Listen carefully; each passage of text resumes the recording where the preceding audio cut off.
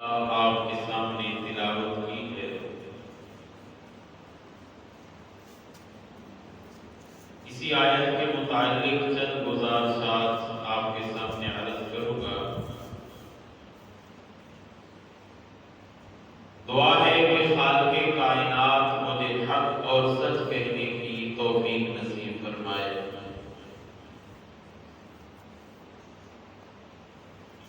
اور ہم سب کو دین کی باتوں کو سمجھ کر ان پر عمل پیرا ہونے کی توفیق نصیب فرمائے۔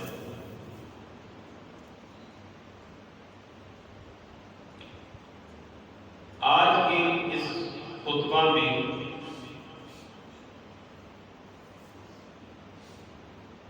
بیٹیوں کے حقوق کے متعلق چند گزارشات پیش کرنی ہیں۔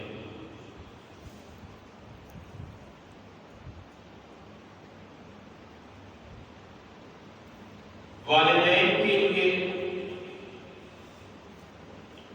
اولاد کے بہت سارے حقوق ہیں۔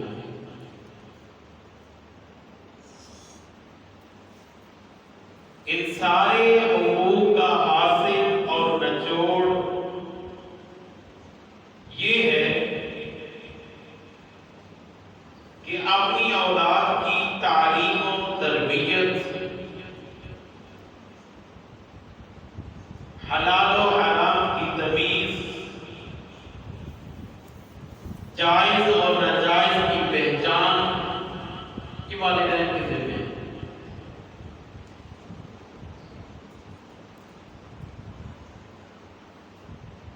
اور اولاد میں خاص کر کے جو بیٹیاں ان کی تعلیم و تربیت کی اشد ضرورت ہے۔ فتنوں کا دور ہے، بے حیائی فحاشی کا دور ہے۔ اس دور میں اگر ہم نے اپنی اولاد کو نہ سنبھالا تو جو آنے والا دور ہے پتہ نہیں اس میں کیا حالات ہوں گے۔ بات سمجھ آ رہی ہے؟ ہم نے اپنی سے فکر کرنی ہے کہ ہماری اولاد کی تعلیم و تربیت اچھی ہو، ان کی پرورش اچھی ہو۔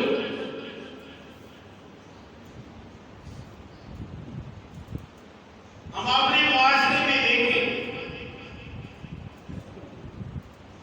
بیٹے کے لیے تو ہم فکر مند رہتے ہیں کہ یہ اچھا پڑھ جائے، دیندار بن جائے، نمازی بنے، حافظ بھی بن جائے، عالم بھی بن جائے، قاری بھی بن جائے، اور بیٹے کے لیے نہیں سوچتے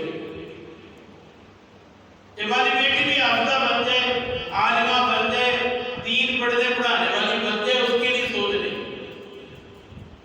اور بزرگوں کا ایک قول ہے، مرد پڑھا تو فرد پڑھا، عورت پڑھی تو قبیلہ بڑھ گیا۔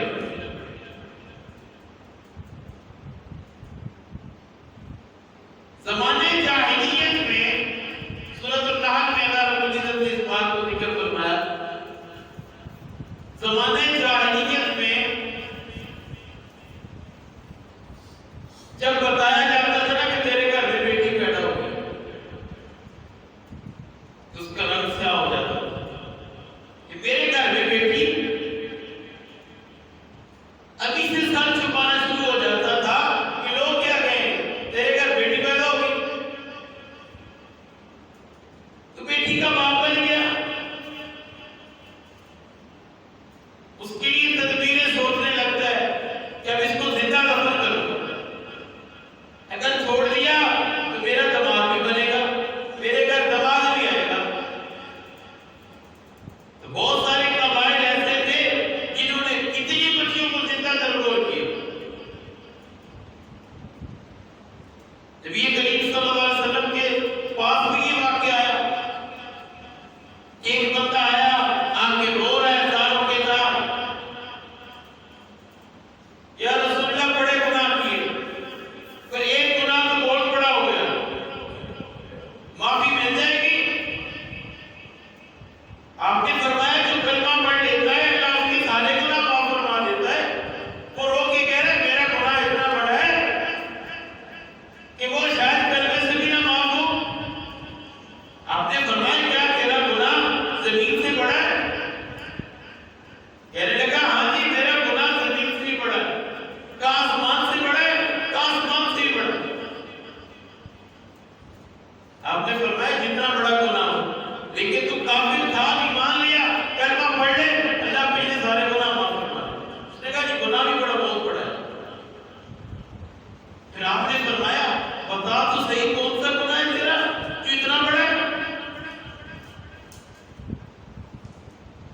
وہ رو رہا ہے سالوں کی تال اور ساتھ بتانا شروع کر رہا ہے کہ میرے گھر میں ایک بچی پیدا ہوگی، میں باہر سفر پہ تھا، پیچھے بچی پیدا ہوگی، بچی تھوڑی سی بڑی ہوگی، میں 20 سال بعد واپس آیا، اب وہ بچی اس کو پتہ چلا کہ والد آ گئے، وہ میرے ساتھ کھیلتی، میرے ساتھ چلتی، میرے کندھوں پہ چڑھ جاتی، لیکن میرے دل میں وہی نفرت کہ لوگ کہتے تھے کہ تیرے گھر میں بچی پیدا ہوگی، تیرے گھر میں بیٹی پیدا ہوگی،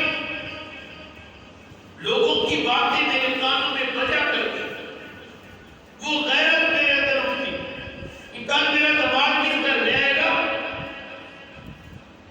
میں سوچتا رہا، دن گزرتے رہے، آخر لوگوں نے مجھے مجبور کر دیا، میں نے ایک دن سوچ ہی لیا کہ اس بچی کو زندہ ترک کروں، گھر سے تدبیر بنائی، ترتیب بنائی، بچی کو لے گیا اور چلتا چلتا جنگل میں پہنچ گیا، کھدائی شروع کر دی،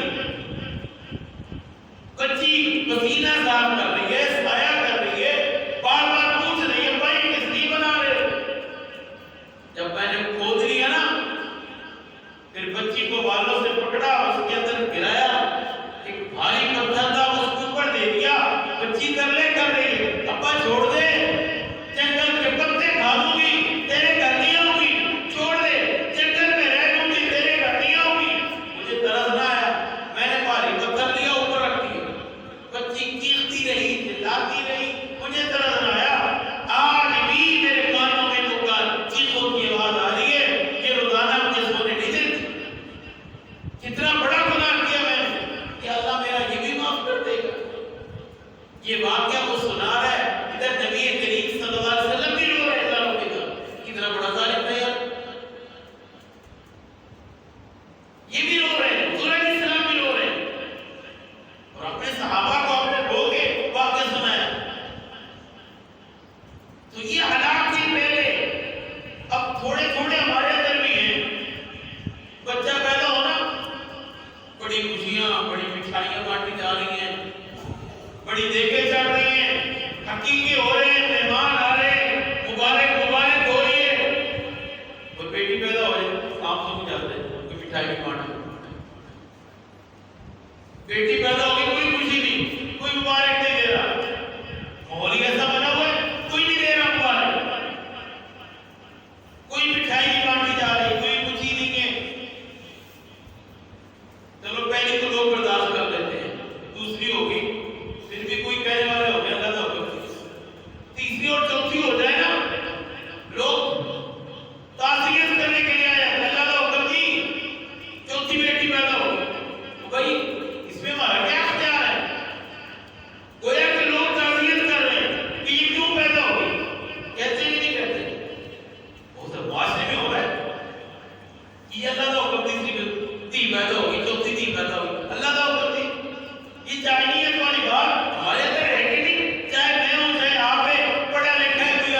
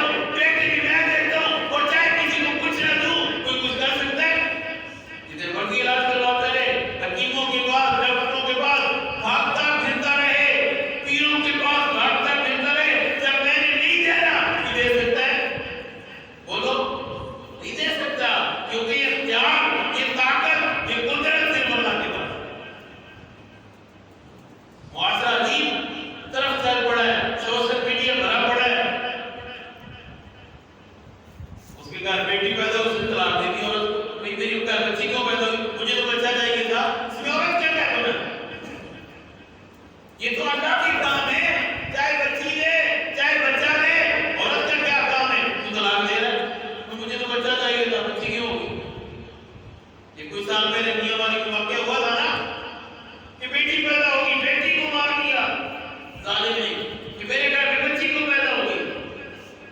یہ جاہلیت والی عادات کچھ نہ کچھ ہمارے اندر بھی ہیں۔ ہمارے پیارے پیغمبر نبی کریم صلی اللہ علیہ وسلم کی کتنی بیٹیاں تھیں؟ زور سے بولو ذرا، 4 بیٹیاں۔ اگر بیٹیاں اچھی نہ ہوتی تو اللہ اپنے نبی کو، بولو یار، نہ دیتا، اپنے نبی کو 4 دیا نہ دیتا۔ اللہ نے اپنے نبی کو 4 بیٹیاں دی تاکہ کل بعد میں آنے والی امت بیٹیوں کے ساتھ برا سلوک کرے گی، ان کو حق زمینوں میں نہیں دے گی، وراثت میں نہیں دے گی، برا سمجھے گی، نعوذ باللہ من ذالک، منحوس سمجھے گی۔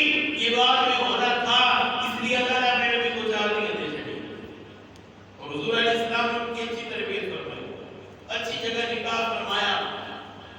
حدیث مبارکہ میں ہے آپ کی زندگی میں 3 بیٹیاں تو انتقال فرما کے حضرت فاطمہ رہ گئی۔ حضرت فاطمہ جب آتی، بیٹیاں میں کیا آئی کرتی ہیں نا، عید کی چھٹیاں ہوگی بچیاں آ گئی، عید آ گئی بچیاں آ گئی، چھٹیاں ہوگی بچوں کو لے کے آ جاتی ہیں، آتی کہ نہیں آتی؟ بول چھٹو یار، آتی ہیں نا، بچیاں ملنے کے لیے آتی ہیں۔ حضرت فاطمہ بھی آیا کرتی تھی، حضرت حسن حضرت حسین کو لے کر۔ جب فاطمہ گھر میں داخل ہوتی، حضور علیہ السلام اگر بیٹھے ہوتے تو آپ کھڑے ہو جایا کرتے تھے، کھڑے ہو کے استقبال کیا کرتے تھے، آپ پیشانی کا بوسہ لیا کرتے تھے، اور یہ امت کو سبق دی کہ بچی آئے چہرے پہ بل مت لے کے آنا، تو بچی کیوں آ گئی میرے گھر میں؟ بہت سارے واقعات ہیں، بیٹی گھر آتی ہے، بہن گھر آئی، بھائی غصے میں آ جاتی ہے، آج پھر آ گئی بھائی، کوئی دینا پڑے گا، ایسا نہیں کرنا چاہیے۔ بچی گھر میں آئے، عزت دو اس کو، کھڑے ہو کے استقبال کرو، پیشانی کا بوسہ لو، اس کو پتہ چلے کہ گھروں میں نہیں ہے، اپنے گھر میں ہے۔ معاشرہ عجیب رخ میں چلا۔ یہ ہمارے ابھی اسلام حکم دے رہا ہے، حضور علیہ السلام کا طریقہ بھی بتا رہا ہے۔ نبی کریم صلی اللہ علیہ وسلم کی ایک بیٹی حضرت زینب سب سے بڑی بیٹی، ان کا نکاح حضرت ابو العاص سے کیا، پہلے نکاح میں سے۔ دیکھنا حضور علیہ السلام نے کتنا بچیوں کا خیال رکھا۔ غزوہ بدر کے قیدیوں میں حضرت ابو العاص بھی تھے، جو اس وقت کافر تھے، حضور علیہ السلام کے مقابلے میں لڑے۔ اللہ نے اسلام کو پتہ نہیں، کافر سارے گرفتار ہو گئے، اس میں آپ کا دوار حضرت ابو العاص بھی ہے، اور مسئلے میں یہ طے ہو گیا کہ ان قیدیوں سے فدیہ لیا جائے، فدیہ لے کے رہا کیا جائے۔ اور حضرت ابو العاص کا فدیہ کس نے بھیجا تھا؟ حضور علیہ السلام کی بیٹی حضرت زینب نے اپنا ہار فدیہ میں بھیجا۔ جب میرے نبی نے وہ ہار دیکھا، اللہ، جب وہ ہار دیکھا، آپ کی آنکھوں میں آنسو آ گئے، آپ رونے لگے، فرمایا یہ تو وہی ہار ہے جو میری بیوی خدیجہ نے اپنی بیٹی زینب کو جہیز میں دیا تھا، یہ وہی ہار ہے۔ دیکھ کے خدیجہ یاد آ گئی اور فرمایا تو میرے صحابہ اگر اجازت دیتی ہو تو میں یہ ہار آپ کی بیٹی کو واپس نہ کر دوں، مجھے اچھا نہیں لگتا بیٹی کا مال میں رکھوں، یہ بیٹی کا ہار ہے میں واپس نہ کر دوں۔ صحابہ کرام نے کہا یا رسول اللہ آپ کے سامنے ہماری کیا مجال، آپ بالکل واپس کر دیں۔ تو یہ ہے بیٹی کا حق آیا نہیں، اگر آیا بھی ہے تو واپس کیا۔ تو اسلام یہی ہمیں حکم دیتا ہے۔ نبی کریم صلی اللہ علیہ وسلم نے کئی مرتبہ یہ حکم ارشاد فرمایا، آپ خطبہ دے رہے تھے اور آپ نے ارشاد فرمایا جس کی 3 بیٹیاں ہوں، ایک روایت میں 3 بہنیں ہوں، اور وہ ان کی اچھی پرورش کرے، اچھی تربیت کرے، تعلیم و تربیت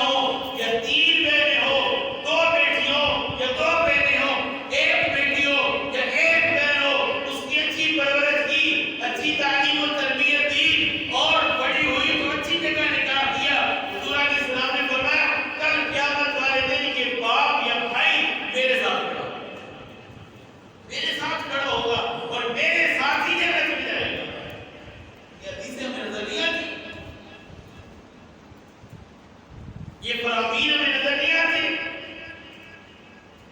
حضرت عائشہ صدیقہ طیبہ طاہرہ سلام علیہا آپ فرماتی ہیں میرے پاس ایک عورت آئی اس کے پاس 2 بیٹے. فاقے کا زمانہ تھا, کھانے پینے کے لیے کچھ نہیں ملتا تھا.